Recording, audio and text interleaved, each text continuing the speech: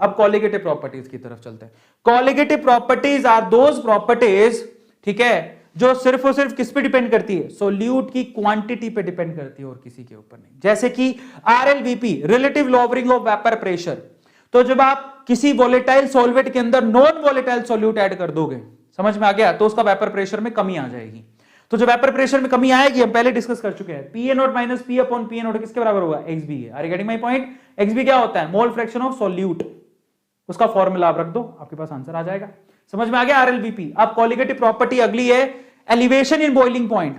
जब आप किसी वोलेटाइल सॉल्वेंट में नॉन वोलेटाइल सॉल्यूट ऐड करते हो, तो जो सॉल्वेंट है बेसिकली उसका बॉइलिंग पॉइंट इंक्रीज हो जाता है, उसी को बोलते हैं एलिवेशन इन बॉइलिंग पॉइंट। समझ में आ गया कैसे इंक्रीज होता है? ग्राफिकल रिप्रेजेंटेशन से सीख सकते हो। देखो सॉल्वेंट का बॉइलिंग पॉइंट ये था, अचानक से आपने क्या किया, उसमें सॉल्यूट ऐड कर दिया, उसके वेपर प्रेशर में कमी आ गई, तो अब वो वहां काट रहा है, तो उसका बॉइलिंग पॉइंट बढ़ गया।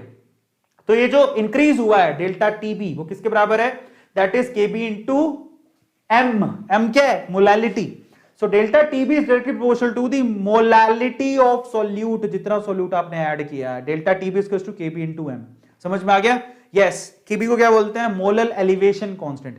स्मॉल एम क्या होता है, मोलैलिटी। फॉर्मूला क्या होता है, सबको पता है, द मोल्स ऑफ सॉल्यूट कैसे निकलेगा, weight of solute molar mass of solute. यहां पर वेट ऑफ सॉल्वेंट इन ग्राम दिया हुआ है, तो 1000 से मल्टीप्लाई किया हुआ है, दैट इज द फॉर्मूला। क्योंकि वो केजी में लेना है, तो 1000 से ऊपर मल्टीप्लाई कर दिया।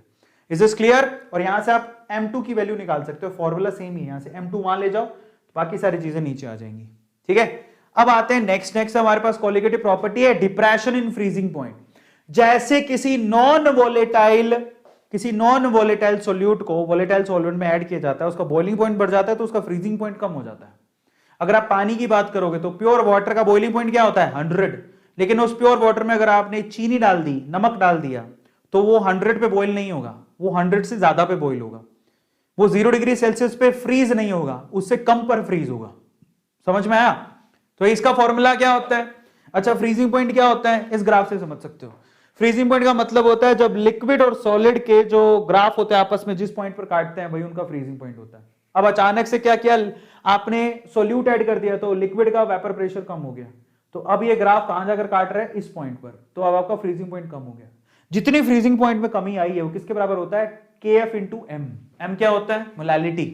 तो यहां पर KF इंटू एम, एम क्या है, मोलैलिटी। सेम फॉर्मूला है, एम की वैल्यू रख दो, that is given mass by molar mass, weight of solvent, gram में लिया है तो 1000 से मल्टीप्लाई कर दिया। यहां से M2 की वैल्यू निकाल लो। अब आखिरी कॉलिगेटिव प्रॉपर्टी है, that is osmotic pressure. Osmotic pressure की बात कर लेते हैं। ऑस्मोटिक प्रेशर क्या होता है? देखो जनरली क्या होता है, सॉल्वेंट के पार्टिकल क्योंकि छोटे होते हैं सॉल्यूट से, तो वो ज्यादा प्रेशर से कम प्रेशर की तरफ या ज्यादा कॉन्सेंट्रेशन से कम कॉन्सेंट्रेशन की तरफ आसानी से मूव हो सकते हैं।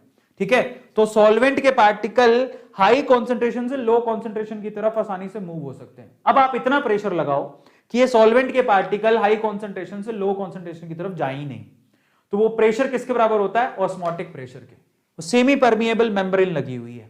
समझ में आ गया? अब ऑस्मोटिक प्रेशर का फॉर्मूला क्या होता है, that is simple, PV equals to nRT पढ़े हो भाई, सेम फॉर्मूला है। Pi equals to CRT। C क्या है यहां पर, concentration, that is molarity only, तो that is moles per litre volume. R gas constant है, T टेम्परेचर है, खत्म हो गया। ठीक है, सबको समझ में आ गया? फाइनली ये कॉलिगेटिव प्रॉपर्टी थी। तो यहां पर हम लोगों ने चैप्टर को कर दिया है खत्म।